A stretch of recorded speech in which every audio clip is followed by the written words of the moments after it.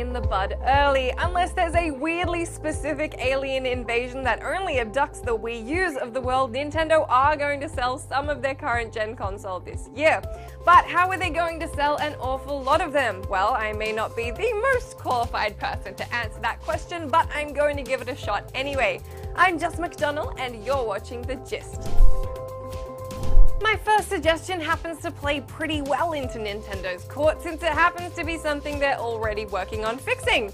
I call it the explain the Wii U to the consumer conundrum. It may have played host to a BuzzFeed article which deemed it unbearably sad, but the brand new Wii U advertisements of earlier this year are bound to be a good thing for the console's future. It's time for a whole new Nintendo experience.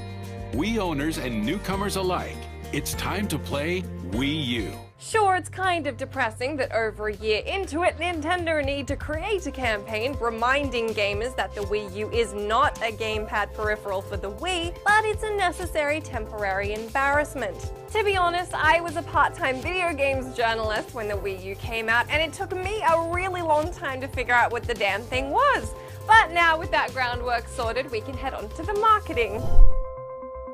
In terms of technical power, the Wii U certainly doesn't really stand up to the PS4 or the Xbox One, even though technically they're part of the same console generation, although it certainly does have its merits. Merits so good that Nintendo really should be reminding you of them. Even though it can't compete on graphical power, Nintendo has brought what it always brings with its consoles: innovation. While we're splitting hairs over the minor differences between Sony and Microsoft's offerings, the Wii U is basically incomparable, and that's not just in a bad way. For example, the gamepad. Most games use it as a second screen for additional game info, but the real advantage lies in playing games on the pad without actually using your usually in-demand TV screen. Whilst this is mostly helpful for families, one big benefit that everybody can agree on is backwards compatibility. That's the same feature that those of us who are PlayStation or Xbox inclined have been moaning about not being present on their latest offerings. And I'm excluding the still relatively unclear state of PlayStation Now. The Wii U is more than happy to play your Wii games and to function with your Wii accessories.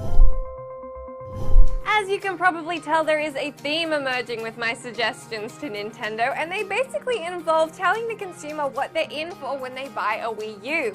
Now, this next one is pretty important because while the games used to suck, they've actually gotten a lot better. Gone are the days when the Wii U was really just home to some malformed ports and generic launch titles. There are some really enticing games on there now because, you know, it's been out for ages. Whilst it's up to Nintendo to make sure gamers know what they can get, it involves the likes of Super Mario 3D World, Wind Waker HD, Rayman Legends, and Pikmin 3. There's probably even a game on there that doesn't feature little cartoon dudes.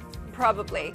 But on that point, it is important to play to your strengths, and one of the issues Nintendo experienced when they launched the Wii U was that they weren't playing to theirs.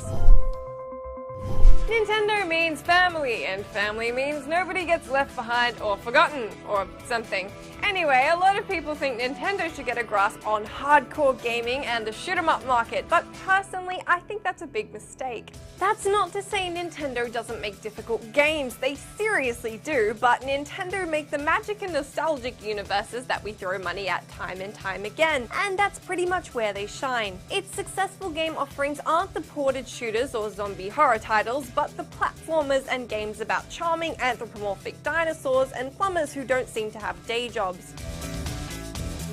That brings me down to my last point. Sure, drive those core first-party franchises and iterate on them with every entry, but that can't be the be-all and end-all. Despite its rocky start, the 3DS is a great system, and while some of you may only be into it for Zelda and Pokemon, there's a load of great games on it which either use its unique hardware features really well, like Luigi's Mansion, or are just straight-up great, like Fire Emblem or Bravely Default. The Wii U would do really well to try their best to follow in these tracks and not simply rest on the laurels of Mario and Zelda. Seeing more enticing exclusives like the wonderful 101 and Bayonetta 2, for example, is going to do wonders for the publisher in terms of getting Wii U's off shelves, and not in a towards the garbage sense.